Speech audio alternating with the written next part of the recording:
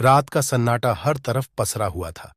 खिड़की से झांकते चांद की रोशनी कमरे में हल्की चमक पैदा कर रही थी। रिया, जो दिन भर की थकी हुई थी, बिस्तर पर लेटते ही गहरी नींद में डूब गई। लेकिन कुछ देर बाद ही उसके चेहरे की शांति गायब हो गई। माथे पर पसीने की बूंदें चमकने लगीं और उसके होंठ बुदबुदाने लगे। रिया एक अजीब सी जगह पर खड़ी थी। चारों ओर घना अंधकार, सूखे पेड़ और सन्नाटे की गूंज। अचानक एक भयानक चीख ने उसकी रीढ़ में सिहरन पैदा कर दी।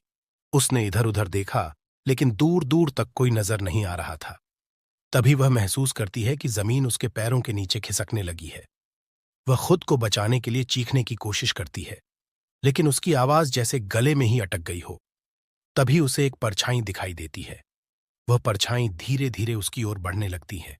उसकी चाल डरावनी थी, जैसे किसी बिन बुलाए मेहमान की।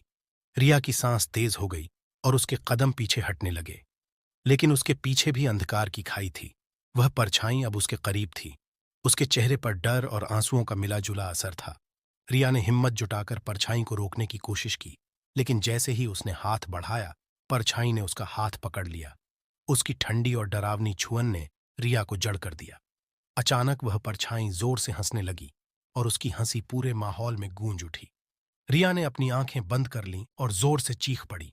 उसकी चीख के साथ ही वह जाग गई। उसके चारों वही चांद की रोशनी, लेकिन उसका दिल तेजी से धड़क रहा था। उसने अपने चेहरे को छुआ और महसूस किया कि वह पसीने से भीगी हुई थी। यह सपना था, लेकिन इतना भयानक कि उसने रिया को असलियत में भी हिलाकर रख दिया। वह उठकर बैठ गई और सोचने लगी कि आखिर यह सपना क्या संकेत दे रहा था। भयानक सपने कभी कभी हमारे अंदर छुपे डर और चिंताओं का प्रतिबिंब होते हैं। शायद रिया को भी अपने भीतर के डर से लड़ने की जरूरत थी।